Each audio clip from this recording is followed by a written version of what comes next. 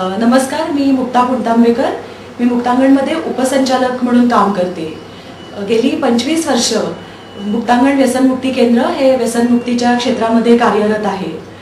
व्यसनमुक्तीसाठी उपचार देणं, आमच्याकडे येणाऱ्या रुग्णमित्रांचं पुनर्वसन करणं आणि त्याचप्रमाणे शाळांमध्ये, कॉलेजेसमध्ये, कारखान्यांमध्ये जाऊन याविषयी जाणीव जागृती करणं असं आमच्या कामाचं एकूण स्वरूप आहे. आमच्याकडे उपचारासाठी जेव्हा व्यसनी रुग्णमित्र दाखल होतात तेव्हा त्यांना उपचार देतानाच आम्ही त्यांच्या कुटुंबियांनाही उपचारामध्ये सहभागी करून घेतो. कारण जेव्हा घरामध्ये एखादी व्यसनी व्यक्ती असते तेव्हा त्याच्या कुटुंबाला त्याचा अतिशय त्रास होत असतो आणि त्यांची सुद्धा खूप चिडचिड होते. ते प्रचंड एका तणावाखाली असतात. त्यामुळे त्यांच्याही हातून त्याच्याशी वागताना अनेक चुका होत असतात आणि त्यामुळे तेही जर उपचारामध्ये सहभागी झाले, त्यांच्या काही प्रतिक्रियांमध्ये त्यांनी बदल केला तर आमच्या रुग्णमित्रांना व्यसन सोडण्यासाठी त्याची अतिशय मदत होते. घरात एखादी व्यसनी व्यक्ती असेल तर घरातल्या स्त्रियांना त्याचा अतिशय त्रास होतो, कारण बरेचदा या स्त्रियांना त्याच्या व्यसनासाठी जबाबदार धरलं जातं. व्यसनी मित्रांना मदत करण्यासाठी त्याच्या आईची खूप मोठी एक भूमिका असते. कारण कित्येक वेळा आम्ही असं बघतो की पत्नी खूप त्रास झाला तर त्याला सोडून जाते, पण आई मात्र कधीच त्याला सोडून जात नाही. त्याला उपचारासाठी तयार करणं, त्याला इथे येऊन भेटत राहणं, त्याला सर्व प्रकारची मदत करणं. आम्ही तर बघतो की अगदी पराकोटीची मदत आई करत असते. आमच्याकडे कित्येक वेळा अशी आम्ही उदाहरणं बघितली आहेत की त्या सगळा राग ते आईवरती काढत असतात. कित्येक वेळा आईला मारहाण करतात, दोष देणं, तिचा अपमान करणं हे तर नेहमी होत असतं. पण तो जेव्हा उपचाराला तयार होतो तेव्हा आई या मागच्या सगळ्या गोष्टी विसरते आणि त्याला अतिशय चांगल्या प्रकारे मदत करायला ती तयार होते.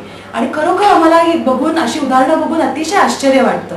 हा मुलगा अमोल हा 12वी झाल्यावर म्हणजे तो पुढं खूप शिकेल असं आम्हाला वाटत होतं. खरं तर तो ऑलराऊंडर आहे, खूप हुशार आहे, पण त्याचं काही शिक्षणात जास्त लक्ष नव्हतं. सुरुवातीला त्यांनी प्रिंटिंग प्रिंटिंग प्रेस काढली स्वतःची, पण मग थोडे दिवस गेल्यावर ते काही यशस्वी झालं नाही. म्हणजे त्याच्यात लक्ष नव्हतं.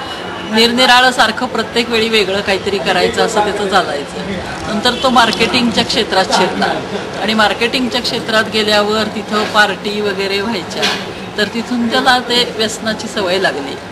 आणि मग त्यामुळं आम्ही खूप प्रयत्न केले की तो त्यातनं बाहेर पडावा म्हणून, पण सुरुवातीला असे घरातल्या घरात प्रयत्न करून पाहिले, पण ते काही यशस्वी झाले नाहीत. नंतर मग आमचे एक नातेवाईक आहेत रुईकर म्हणून, त्यांचे एक नातेवाईक इथे येऊन पूर्णपणे बरे झालेले त्यांनी आम्हाला सांगितलं की मुक्तांगणमध्ये त्यांना ठेवलं आणि ते एकदम खूप छान बरे झाले.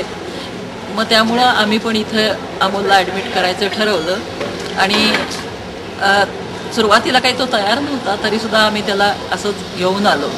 मग इथं आल्यावर त्याचे 35 दिवसात पूर्णपणे आतच राहायचं वगैरे असं इथे होतं. तर त्याच्यात त्याची खूप प्रगती झाली, चांगला झाला तो. पण काय व्हायचं, घरी आलं परत की 2-3 महिने गेले की परत व्यसनाची सुरुवात व्हायची.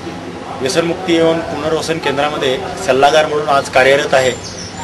साधारण 2003 पहिल्यांदा मुक्तांगणची माझी ओळख झाली. सुरुवातीला उत्सुकतेपोटी म्हणा किंवा अनुकरणेपोटी म्हणा व्यसनाची सुरुवात झाली होती आणि मानसिक पातळीवर एक मजा म्हणून सुरू झालेले हे व्यसन जे आहे नंतर वाढत गेलं त्याचं प्रमाण आणि शारीरिक पातळीवर त्यांनी जेव्हा ताबा घेतला आणि मानसिक आणि शारीरिकरित्या ज्या वेळेला मी या व्यसनावर अवलंबून पूर्णतः राहायला लागलो तेव्हा घरच्यांचं असं लक्षात आलं की उपचारांची जी आहे ती योग्य उपचारांची आवश्यकता आहे आणि मुक्तांगण संस्थेची माहिती जी आहे ती आम्हाला मिळाली.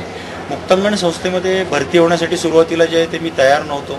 आईने त्यासाठी खूप प्रयत्न केले आणि माझ्या आईच्या प्रयत्नांना आपल्याला म्हणता येईल की एक प्रकारचं यश आलं. मुक्तांगणमध्ये 5 आठवड्याचे उपचार जे आहेत त्यासाठी मी दाखल झालो आणि स्वीकाराच्या भावनेने जे आहे ते इथले उपचार जे आहेत ते घेत गेलो. दर गुरुवारी पालक भेटायला यायचेच. आईचं जे आहे ते प्रत्येक वेळी एक आपल्याला म्हणता येईल की पाठिंबा जो आहे तो होता हे उपचार पूर्ण करण्यासाठी. माझी बॅकग्राऊंड सर्व्हिसेसचीच आहे, त्यामुळे एअरफोर्समध्ये मिस्टर होते, त्यामुळे ड्रिंक्सचं मला काही विशेष वाटलं नव्हतं. पण हळूहळू लक्षात आलं की थोडंसं याचं जास्ती होतं आहे, तेव्हा मग मुक्तांगणमध्ये आम्ही आणलं त्याला. तो स्वतःहून मी तयार झाला यायला आणि इथून निघाल्यानंतर मुक्तांगणबद्दल मी ऐकलेलं होतंच खूप. इथून निघाल्यानंतर त्याला पुष्कळ छानच वाटत होतं. थोडं आणखी सावरायला वेळ लागला त्याला, पण कधी कधी मला देखील थोडं कठोर व्हावं लागलं मनाविरुद्ध त्याच्याकरता. पण मी ठरवलं होतं की फेस द सिच्युएशन ब्रेव. म्हणून त्यातून बाहेर पडायला मी पूर्ण प्रयत्न केला. त्यांनी मला कोऑपरेशन दिलं आणि त्याच्यामुळे मग तो आता 2-3 वर्ष झाले इट्स व्हेरी नॉर्मल आणि व्यवस्थित चाललं. कंपनीत जॉब आहे आणि काही त्रास नाही. मी ड्रिंकर होतो, पण त्याच्यानंतर due to certain whatever pressures I started drinking rather heavily. आणि मला कधी अल्कोहोलचं मिळवणं कधी प्रॉब्लेमॅटिक नव्हतं, पण जेव्हा माझं जास्ती वाढलं तेव्हा माझ्या आईला कळलं की हे it's getting out of hand, म्हणून ती मला मुक्तांगणला घेऊन आली आणि हे 5 वर्षापूर्वी मी आलो. आणि त्याच्यानंतर आईनी खूप पुश केलं मला की इकडे येऊन get back to what you were at one time. आणि त्याचा मला आईचा सपोर्ट मिळाला आणि मला खूप मदत झाली. That is why I am back on my feet again and ready to take on anything that comes my way. तर जो कॉन्फिडन्स माझा गेला होता तो माझ्या आईने मला मदत केली बिल्ड करायला.